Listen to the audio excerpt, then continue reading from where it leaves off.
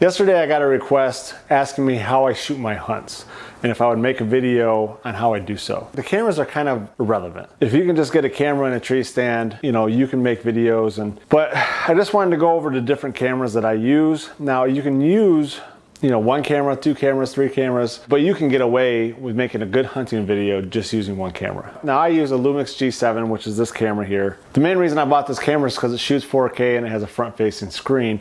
And then also I like the fact that it had a microphone input.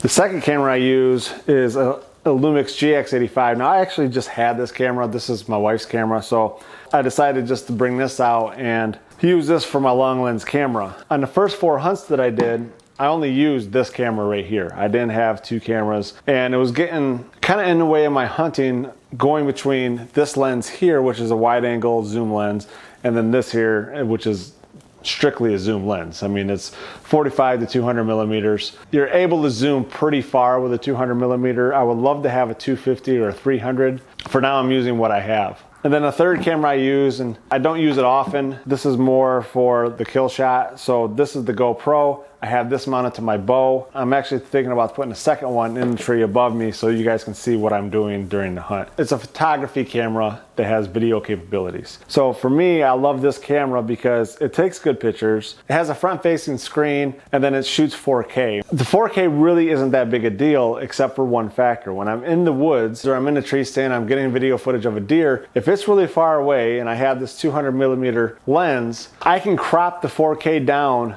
to 1080p. So at 1080, I don't lose any HD quality in my footage when I crop it down and make it smaller. Being able to crop your image down from 4K to 1080 turns this 200 millimeter into a 400 millimeter lens. And you're able to zoom, in certain instances, you can zoom right in on a deer's face, on its antlers, whatever you're trying to get in the image, you can do that and you're not gonna lose any quality. TVs and computer screens and phones, they don't really get any better than 1080. Obviously they make 4K TVs, but the amount of content that is being used in 4K is very minimal. When I first get into the stand, that's when I look to do my B-roll. So I take my camera out, try to find squirrels, I try to find birds, I take videos of leaves. Anything that can just fill the time void for your video helps. And if you do it in the beginning, you get it out of the way, then you can focus on your hunting in the prime hours. You don't need an external microphone, but I will tell you this, the first video I made this year of deer hunting, I was using my iPhone for the whole thing because it was raining when I first got out there and I didn't want to take my camera. So I used my iPhone, and in editing, I had to boost the audio gain quite a bit throughout the entire video. When I was able to take this camera out there and I had this external microphone, when I was whispering, I was talking like this the whole time. I wasn't talking very loud. I wasn't trying to scare the deer away. I did not turn up the audio gain whatsoever in my editing. The camera has a compressor built into it, so when you're talking quiet, it raises the volume. When you're talking loud, it lowers the volume. So it already has something like that in there, but having an external microphone really helps. It zones in on what you're trying to say. It cancels out a lot of the sounds in the background. The other thing I like about using the photo style cameras to hunt is they have bigger sensors. You can hunt a little bit farther into the night and still get an image on your screen. Now, this camera is really not known for its low light capabilities. You still are able to see a little bit of what you're filming. When I turn on the GoPro, it's black. And when I have this camera on, I can still see deer in front of me. I can see objects moving around. I might not get the detail in the antlers and the eyelashes that you want, but you're still able to shoot. And if a deer comes in later in the night and it's a deer you want to put down, you can do that and you can still get the camera footage. Most of us use social media. We use Twitter, Instagram, Facebook, all that stuff. And it's actually documented if you do the research. On Instagram, people react better to vertical style photos. When I'm videotaping something for the vlog, I still keep in mind, okay, what can I use for social media? What can I put on Twitter? What can I put on Instagram? So on.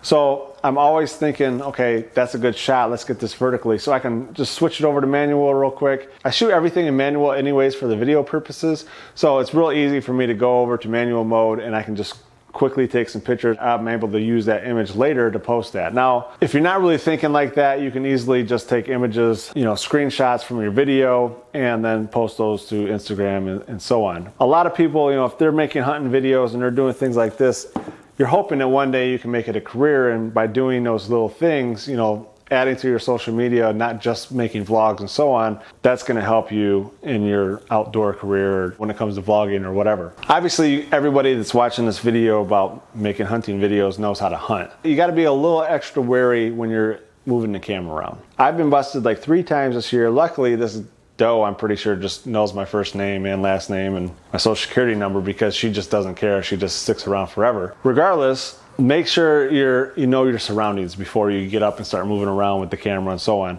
I try to stay as still as possible, just basically moving my camera, my hands and my wrists around, trying not to go all over the place. Obviously, there's certain shots where you can only get at certain angles and so on.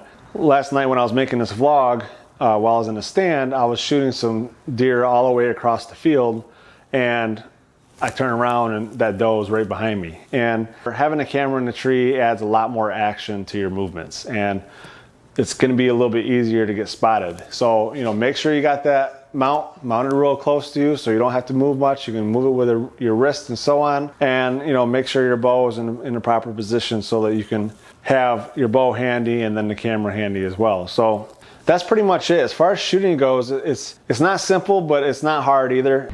This is pretty much the number 2 tool. I mean, obviously the camera is going to be your first tool.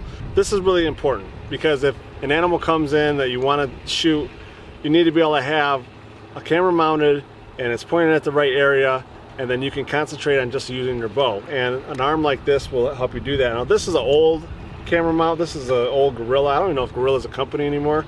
This is really old, and now if you go on Amazon, and I'm sure there's other websites, but Amazon is where I found the most. There's quite a few arms you can buy. They range from anywhere between $60 and $180 to $250, depending on how good you want, how long you want them, how much weight you want to support. This camera here weighs 3 pounds, and the Lumix probably weighs like 1.5 pounds. It's a very, very light camera. You don't need much. A really good investment is getting the arm. The arm is probably the most important investment outside of the camera. So then here, this is my bow. And if you see here on the front, I have a camera mount for my GoPro.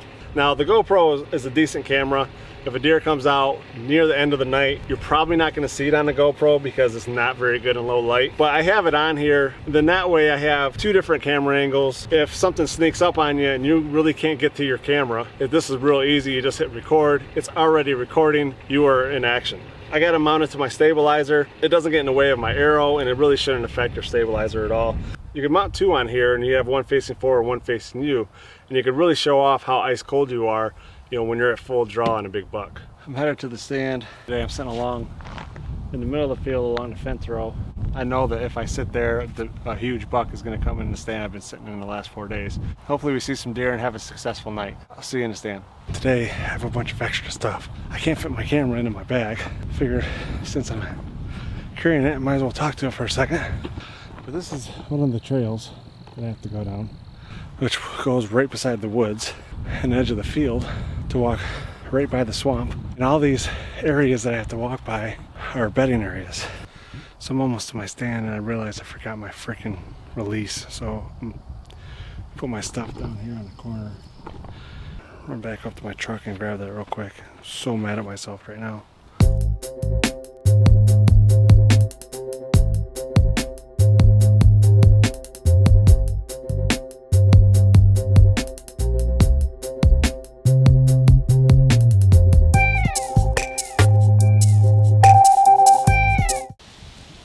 Set up is I have my bow hanger to the left and my camera to the right, and the main reason I do that is because I shoot right-handed. If a deer comes in, I'll be holding my bow in my left hand, and for me to be able to adjust this camera mount right here, I need to have my right hand free. It'd be awkward to be holding this with my right hand, moving the camera mount with my left hand, and then trying to put my bow back on my left hand and pull back and shoot. So the least amount of movement you can do is the best way to do it. It's nice to have it above you. You can get shots of yourself and stuff, but then you're also moving your hand up, you're moving the camera, and you're bringing the arm back down, and then you're going to draw. It's just too much movement. I like to keep it close where I can just keep it close to my body. I'm literally doing nothing but moving my wrist at the moment. You have a good chance of getting a shot off and having it on camera. I'm kind of aggravated, it's a little windy I didn't realize it was going to be windy today, but to be honest, this tree blocks a lot of wind. I'm kind of mad I didn't sit here yesterday because my bucket that I wanted was out in front of the stand. There's no wind. It actually has a lot more cover left than I thought. As I get farther in the season, this is all wide open. So this is all wide open. But I do have this great view.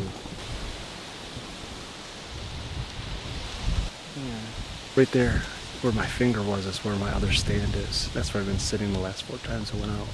It's really not that important to have 2 cameras. I just wanted to have 2 cameras because I am up here by myself and I want to be able to shoot the long distance video. Have the long lens on.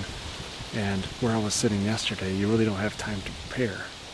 So if a deer came in real quick, I wouldn't have time to change the lens. I wouldn't have time to mount the camera. Having multiple cameras is going to be really beneficial.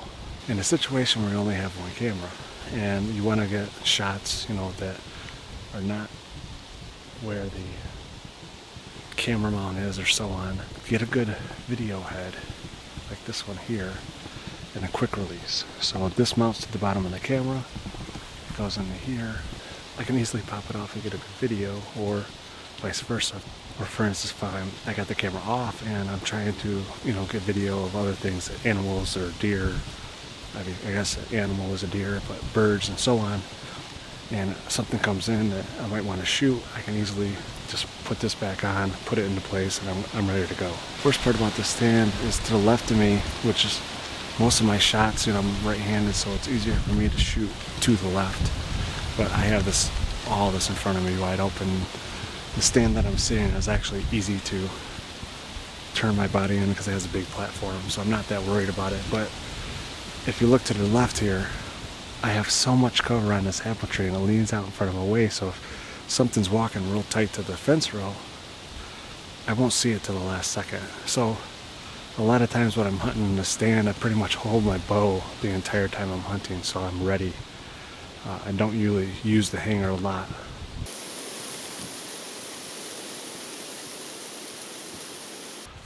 So my grandparents, they're in their 80s, but they work on their farm like they're in their 30s and 40s.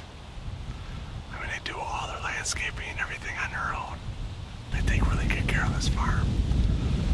But they're driving out, like they're about 100 yards, 150 yards from me. My grandma was cleaning out her garden and trimming some trees. 80. But I'm hoping they might kick something out of that swamp. And so I lost my glove. And I feel like with all the bad luck I've had with deer winding me, I feel like I need the glove. I mean, I've hunted without my glove before. I just keep it in my pocket until it's time to shoot. If it's time to shoot, I kind of feel naked without it. Gross, right? I'm going for it.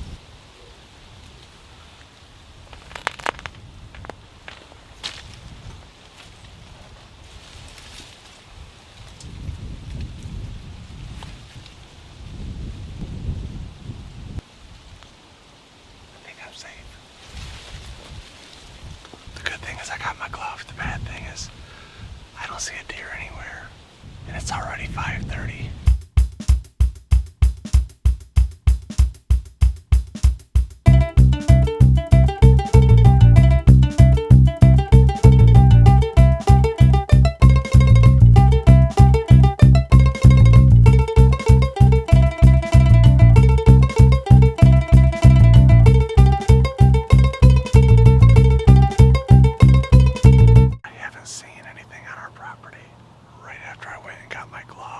I saw a deer come out of the woods down by my other stand. That's like 250, 300 yards away on a neighboring property.